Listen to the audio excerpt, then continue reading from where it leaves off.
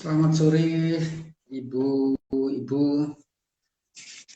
Ya, apa kabar Bu Uum? Sehat. Selamat sore, Bu Mika. Selamat sore, Pak.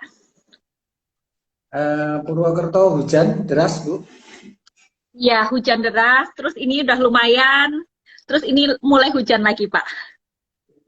Ya, Bandung sih kemarin badai. Sore ini baru mendung, mungkin sebentar lagi hujan. Ya, hari Oke, ini kita Pak. membahas tentang baby blues dan postpartum depression ya, Bu ya. Betul, Pak. Mungkin diawali dulu pengertian dan perbedaan keduanya ya, Pak. Iya, jadi pada dasarnya baik baby blues maupun PPD ya postpartum depression itu masuk golongan dua-duanya depresi setelah melahirkan ya. Mirip-mirip keduanya tapi dibedakan walaupun banyak awam menganggap ibu-ibu yang depresi setelah melahirkan itu ya semuanya baby blues gitu ya. Istilahnya lebih populer gitu ya. Jadi kalau perbedaannya biasanya baby blues itu hanya sekitar 2 minggu. Ya, beberapa hari sampai 2 minggu, tapi kalau PPD itu bisa lama sampai 6 bulan atau bahkan bertahun-tahun setelahnya gitu ya. Sebenarnya PPD itu ada yang dua jenis lagi dibedakan. Ada PPD psikotik, jadi setelah melahirkan itu jadi schizofren gitu ya Bu.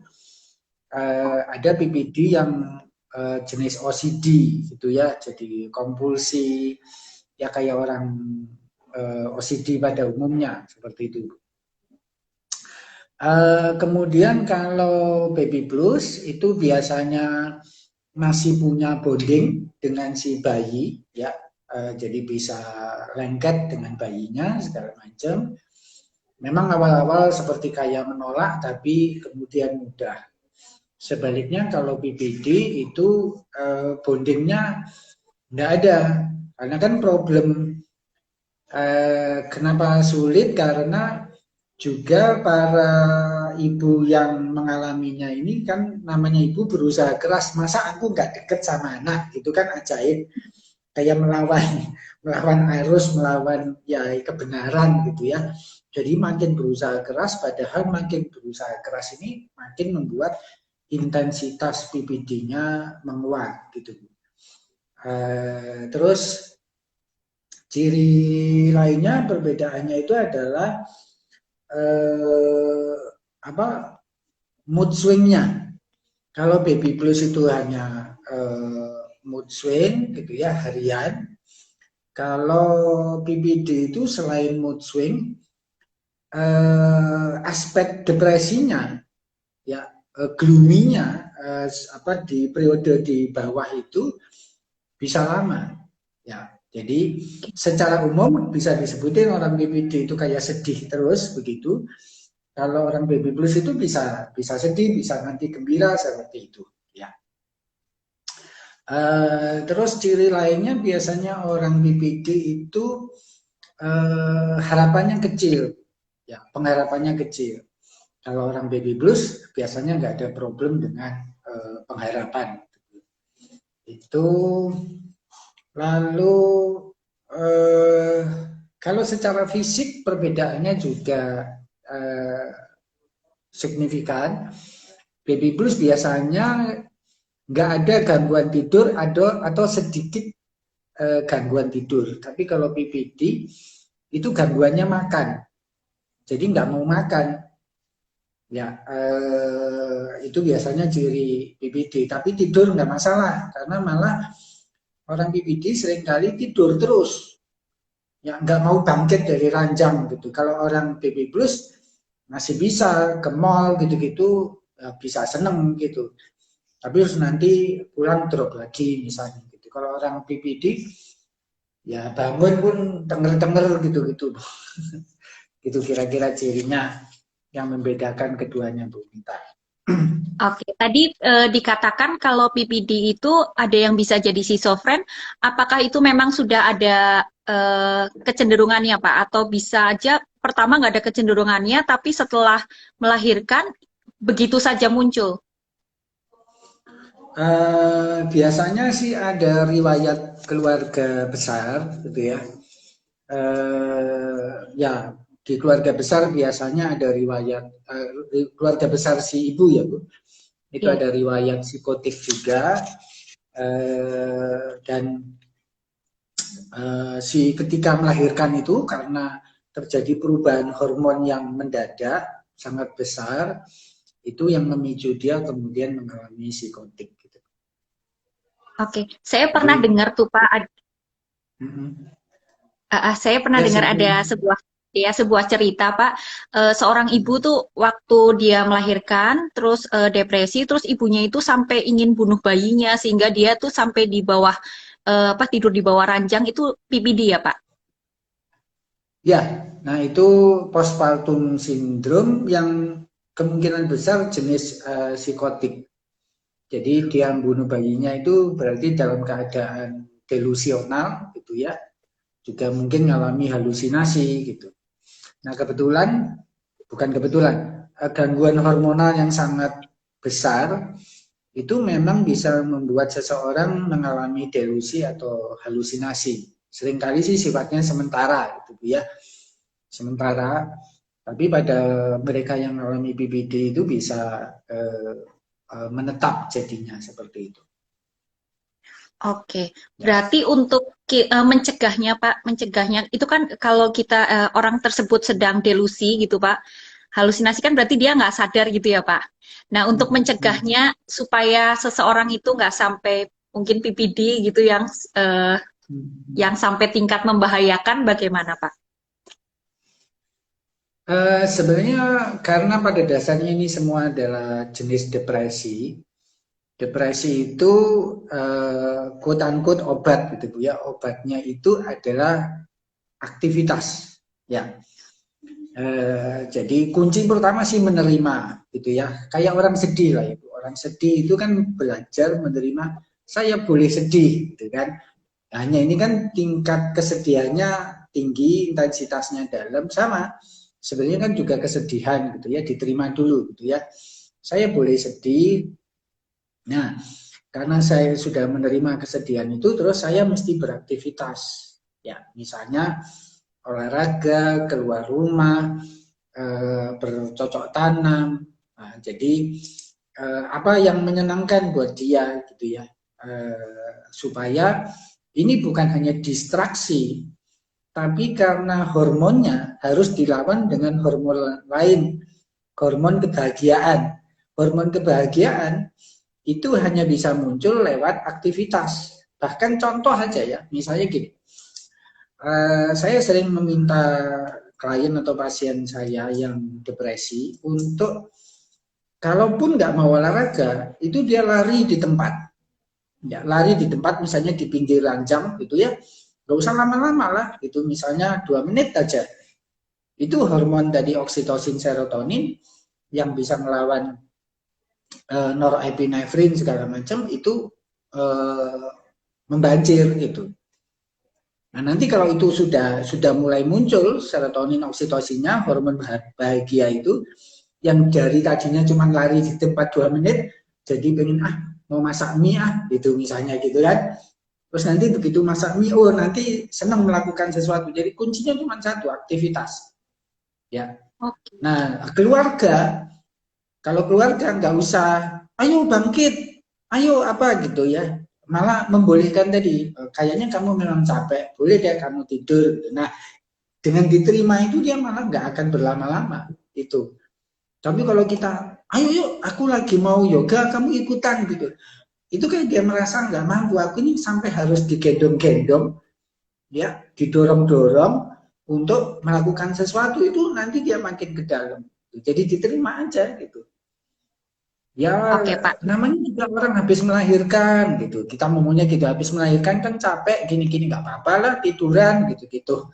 Sebenarnya itu kan kayak menerima gitu, memberi support gitu. Ya, jadi intinya menerima, berempati gitu ya Pak, lalu melakukan Ya. aktivitas-aktivitas yang menyenangkan itu menjadi kunci, supaya bukan hanya Mm-mm. mendistraksi, tetapi hormon serotonin, oksitosin itu membanjiri tubuh melawan hormon yang menyebabkan stres tadi ya Pak. Betul sekali gitu, Bu. Ya.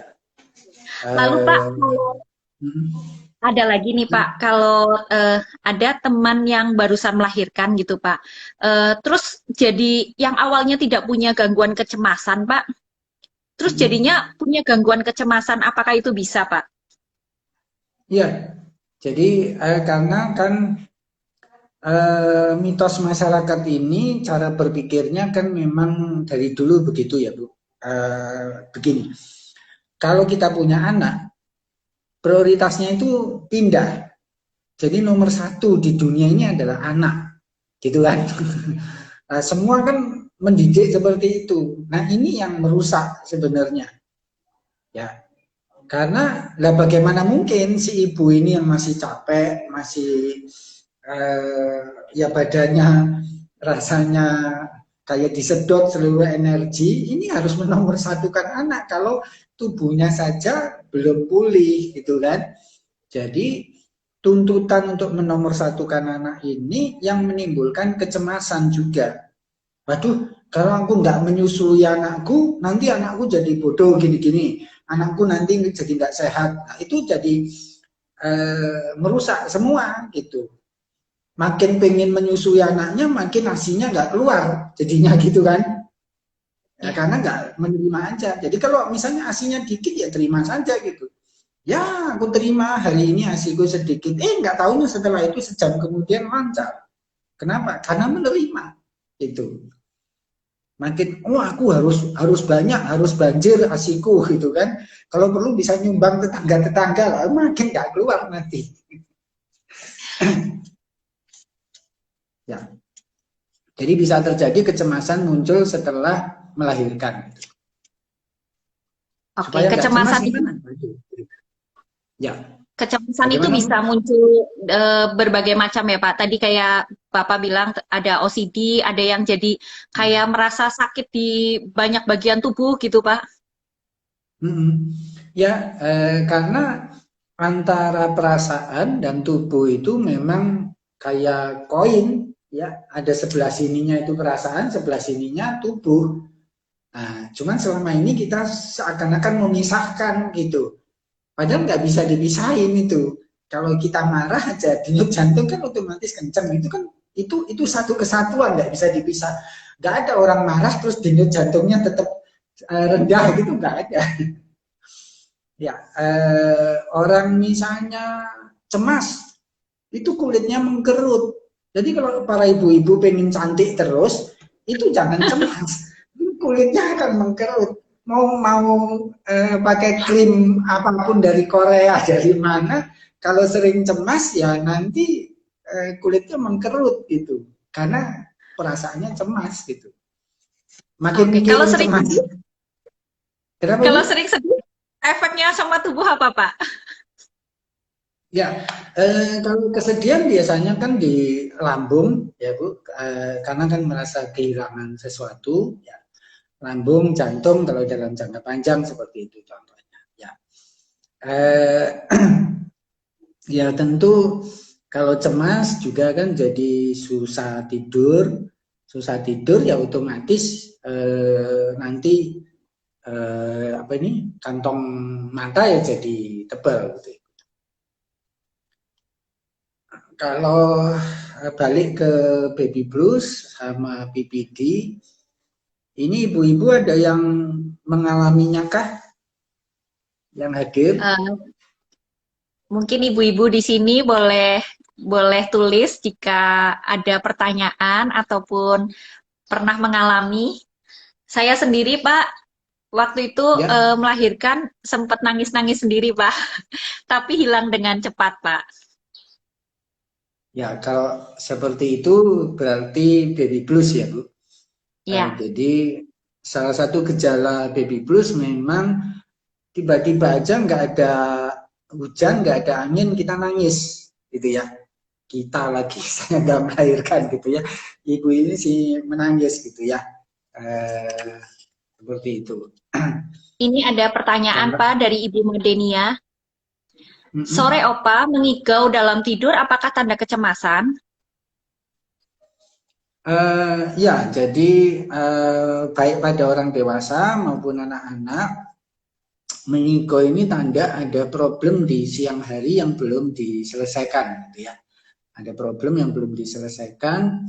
Jadi di mimpi itu sebenarnya sedang diajari oleh bawah sadar cara menyelesaikannya seperti apa.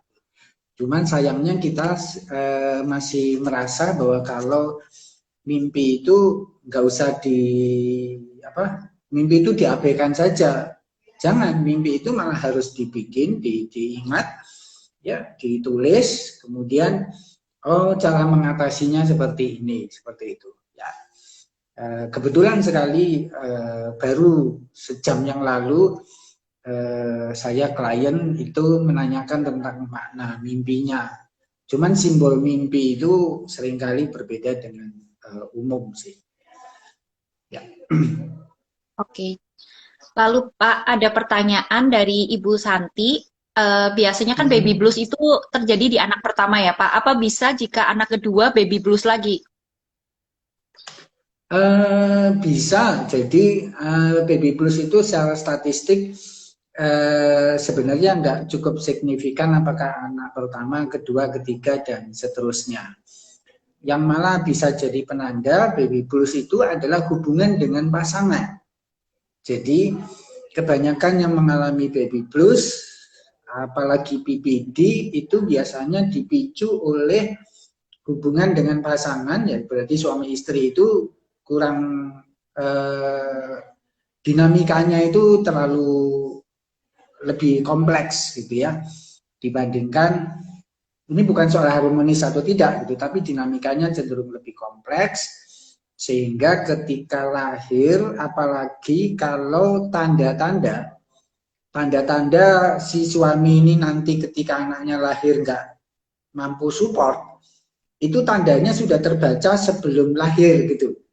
Jadi misalnya ini lahir minggu ke-39 gitu ya, normal. Di minggu ke-36 ini suaminya masih main game, masih sibuk kerja, masih apa, itu tanda-tanda gitu. Nah, tapi diomongin nggak tampak gitu. Misalnya biasanya nggak mengalami baby blues itu kalau si suaminya intens terlibat, engage dalam kehamilan selama dari trimester pertama gitu-gitu sudah terlibat. Oke, baik. Lalu ada pertanyaan lagi, Pak. Pak, berdasarkan pengalaman pribadi dan teman-teman saya, baby blues baru disadari setelah beberapa waktu atau menyadarinya belakangan. Apakah ada cara untuk ibu-ibu baru dapat mendeteksi gejala baby blues mungkin lebih awal gitu, Pak? Ya, salah satu kalau lebih awal misalnya gini, jadi kan bayi lahir biasanya kan terus dibawa ke kamar bayi ya Bu. Nah ketika sendirian itu deteksi aja diri sendiri gitu ya. Ada rasa kangen nggak dengan bayinya? Terus ketika sendiri itu mulai terjadi mood swing nggak gitu ya? Perubahan suasana hati nggak? Nah masalahnya banyak ibu-ibu baru melahirkan itu kan sudah harus sibuk ngurusi tamu. Jadi sebaiknya keluarga kalau mau mencegah keluarga itu kasih kesempatan gitu pada ibu yang baru melahirkan itu bentar ya, jangan cepet-cepet ya walaupun tindakan sekarang itu memudahkan ibu-ibu untuk segera menemui tamu, tapi tetap itu secara emosional itu traumatis. Ya, proses melahirkan itu kan traumatis buat ibunya, traumatis buat si anak. Karena dunia paling nyaman ya surga itu sebenarnya di dalam kandungan ibu. Ya, si bayi itu nggak ada masalah segala macam itu di dalam kandungan. Maka dilahirkan itu kan traumatis, sama ibunya juga mengalami trauma fisik, trauma emosional. Jadi itu diberi kesempatan dulu. Tapi kalau begitu melahirkan sudah sibuk ngurusi tamu, si bawah sadar itu kan merasa gue ini siapa, gitu kan? Saya ini hanya objek untuk menyenang-nyenangkan orang lain, gitu. Jadi kasih kesempatan dia bersendiri segala macam, nah baru nanti besoknya dikunjungi segala macam itu. Seperti itu Ya. sih. Berarti bisa dikatakan membuat checklist diri sendiri maupun mungkin ada orang dekat di sampingnya bisa melihat ya Pak, membantu melihat. Lalu ada dari Bu Putri Pak, dia berkata, Pak, saya sekarang mengalami postpartum depression sampai halusinasi dan sekarang saya anhedonia. Anhedonia itu tidak bisa merasakan senang maupun susah, jadi dunia rasanya datar saja. Apakah Opa pernah mempunyai klien seperti ini? Ya, beberapa kali Ibu. Jadi sekali lagi untuk pemulihannya, pertama-tama Ibu mesti fokus sama diri sendiri.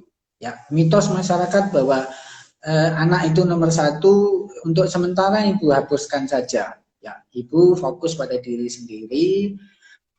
Tadi makan sehat, keluar rumah, yaitu keluar rumah maksudnya ya bisa ke halaman segala macam. Kalau dulu sebelum misalnya menikah, ibu suka bersepeda, ya lakukan bersepeda. Kalau dulu sebelum menikah ibu suka mendaki gunung, ya nggak apa-apa mendaki gunung, ya itu kerjain. Intinya yang dulu disukai itu coba disukai lagi. Lalu usahakan punya teman curhat. Kalau nggak punya karena introvert misalnya gitu, ya ke jurnal aja, nulis jurnal, semua diceritain di situ. Karena kalau hanya dipikir-pikir ya di perasaan, di pikiran itu makin bulat nanti. Tapi begitu ditulis itu semuanya jadi lebih terang gitu itu. Nah, nanti kalau sudah 3 itu, yang keempat barulah ibu lebih sering pacaran sama suami. Ya, malah usahakan pacaran berdua aja. Anaknya biarin deh diurus neneknya atau apa untuk sementara untuk proses pemulihan gitu. Seperti itu. Memaksakan diri untuk bonding dengan bayi itu malah membuat ibu nanti makin alexitimia ya tepatnya, bukan anhedonia istilahnya kalau mestinya gitu ya. Istilah yang lebih tepat nggak bisa merasakan senang segala macam itu alexitimia daripada anhedonia. Jadi tadi solusinya teman curhat atau journaling gitu ya Pak, lalu tetap beraktivitas, mencari aktivitas yang dulu membuat senang, seperti tadi dikatakan aktivitas itu kunci, lalu memiliki hubungan yang baik dengan suami, berpacaran kembali gitu ya Pak. Ini ada pertanyaan Pak, bukan soal baby blues, tapi saya bacakan ya Pak. Ya. Sore Pak Dono, apakah faktor hormonal menjelang menopause berpengaruh terhadap terjadinya kecemasan dan perubahan mood swing? Adakah faktor lain seperti nutrisi? Bagaimana upaya untuk mengurangi gejala tersebut? Ya, secara keseluruhan kan hormon itu sebenarnya yang menentukan perasaan kita itu. Jadi sedih, gembira, kecewa, cemas itu hanya perbedaan komposisi hormon. Tentu karena premenopause maupun menopause itu kan terjadi perubahan hormon yang cukup besar.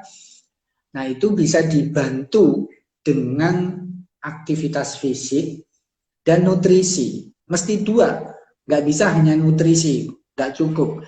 Karena gerakan tertentu, stretching tertentu itu memicu hormon yang berbeda.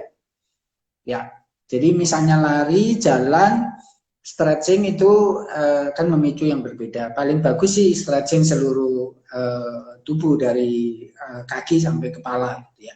Kalau nutrisi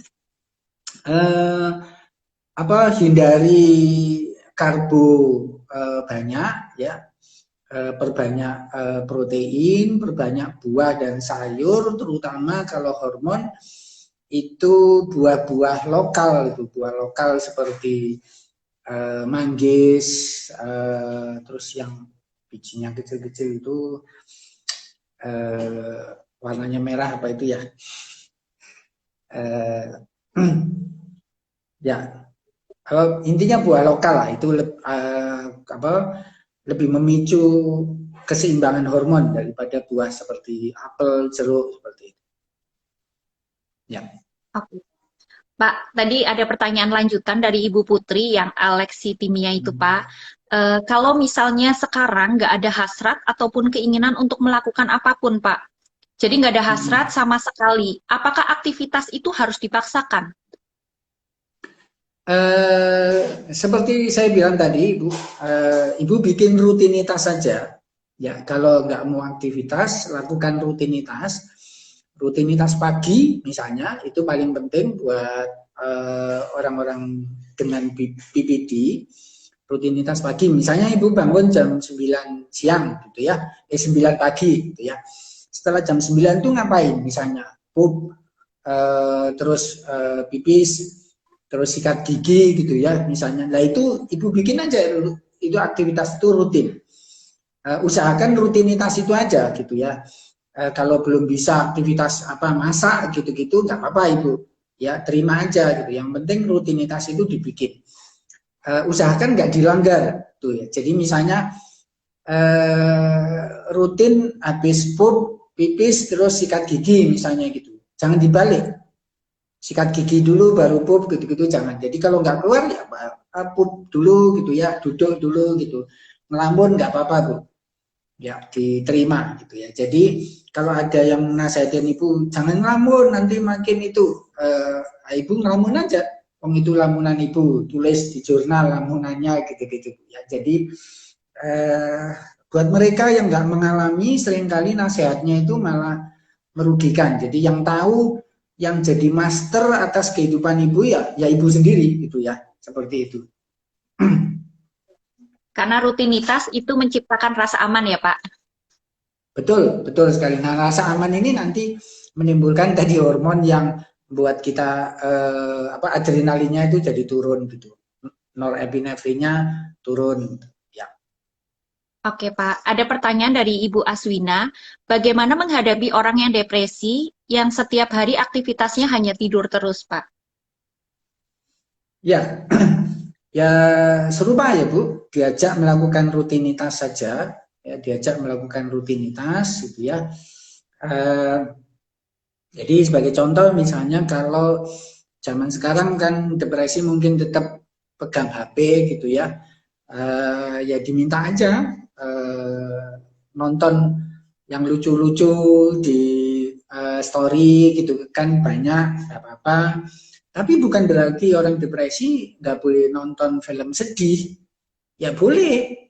Ya, jadi nggak harus happy melulu karena hidup itu kan ada naik turunnya. Makin asli seperti kehidupan, ya karena kehidupan itu kan naik turun. Makin asli seperti kehidupan itu makin dia akan belajar menghadapi kekecewaan, kesedihannya seperti itu. Ya gimana mau pulih dari depresi kalau harus gembira doang gitu.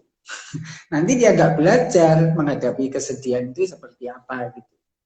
Ya. Oke Pak. Menutup perjumpaan kita sore hari ini Pak, ada nggak Pak satu patah dua patah kata ya Pak, berkaitan dengan baby blues dan apa yang banyak dialami di dalam masyarakat Pak? Ya, saya melihatnya kalau dari klien-klien saya, kadang ada yang baby blues, awalnya itu baby blues, lalu terseret masuk PPD, bukan karena dirinya tapi karena keluarga, karena masyarakat. Karena tadi ketidaktahuan masyarakat, ketidaktahuan keluarga, yang mestinya menerima malah memberi tekanan gitu. Ya, jadi kalau ada saudaranya, istrinya mengalami baby blues, PPD, itu jadi kalau perlu ibu-ibu yang dengar di sini, ini nanti rekamannya di live IGTV-nya, itu Pak suami setelah pulang kantor suruh lihat, nih kamu mesti belajar menerima diriku, nah, contohnya begitu, jangan dipaksain gitu. Jadi menerima ini bagian penting dari mereka yang mengalami baby blues maupun PPD ini merasa saya masih berharga gitu karena diterima. Karena kan semua orang itu pengen jadi bagian penting dari keluarganya, dari komunitasnya. Gak ada orang yang pengen disingkirkan gitu kan.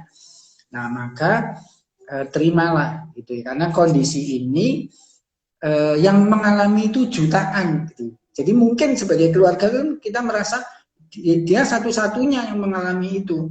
Tapi di luar sana itu ada jutaan, jadi jamak gitu. Nah, kalau kita menghadapi hal ini dengan oh ini hal yang normal dialami, ya itu lebih mudah kita memberi emotional support gitu. Gitu sih Bu Mita. Oke, Pak. Perjumpaan kita sore hari ini selesai. Terima kasih buat Bapak Ibu yang sudah bergabung. Bapak Ibu bisa share live IG ini ke story Bapak Ibu sehingga semakin banyak orang yang mengerti tentang baby blues dan PBD ini sehingga bisa bersikap dengan tepat terhadap keluarga maupun lingkungan yang ada di sekitarnya. Begitu ya, Pak. Ya, terima kasih Bu Mita, terima kasih Ibu-ibu. Saya beri dukungan emosional buat ibu-ibu yang baby blues maupun BPD. Saya menemani perjalanan itu. Ya, terima kasih. Selamat Terima kasih, sore. Pak Jono. Terima kasih, Bapak Ibu.